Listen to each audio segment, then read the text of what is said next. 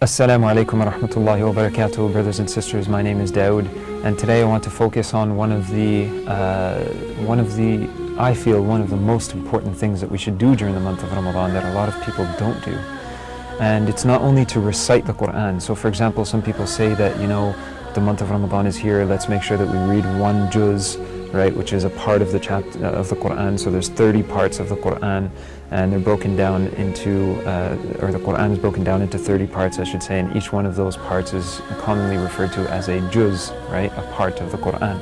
So a lot of people say there's 30 days during the month of Ramadan, let me break down the month into 30, so each day I read one part, right, one juz of the Quran.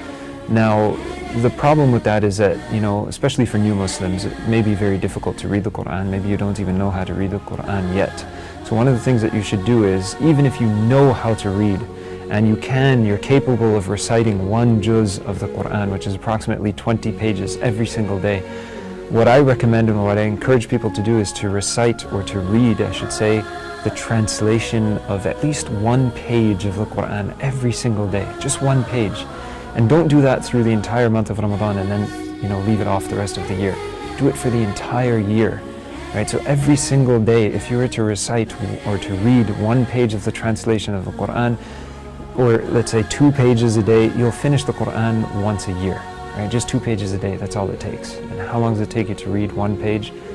Just a few minutes, right? Maybe even 1 minute to recite a page or to read a page in English or whatever language is, good for you or easy for you to read in.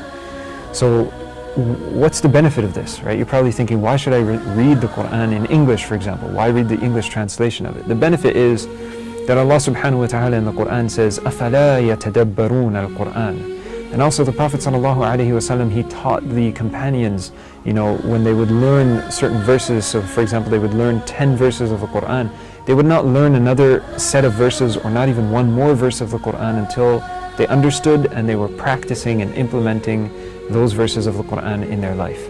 And then they would excel and move on to another 10 verses. So they would take it step by step. And this is in order for us to understand what Allah subhanahu wa ta'ala is telling us in the Quran.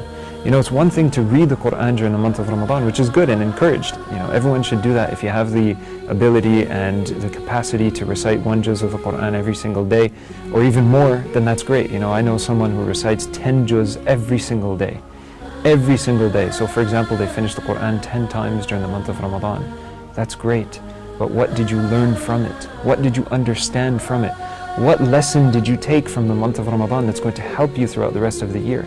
You recite the Quran, for example, 10 times during the month of Ramadan, but then the rest of the year, do you recite the Quran even once?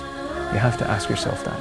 So this reminder is all about, talking about or reminding each and every one of us that we should read some portion of the Quran every day, that we can understand what Allah subhanahu wa ta'ala is telling us, ponder over it, even if it's just one verse. So you take one verse, you write it down, for example, on a piece of paper, and you hang it on your windshield or on the mirror, when you flip down the sun visor in your car, right? You just tape it on there, for example, and every single day when you're stuck in traffic, you look at that verse and you read it and you're like, oh yeah, Allah subhanahu wa ta'ala reminds us to do this, or Allah subhanahu wa ta'ala talked about this thing in the Quran.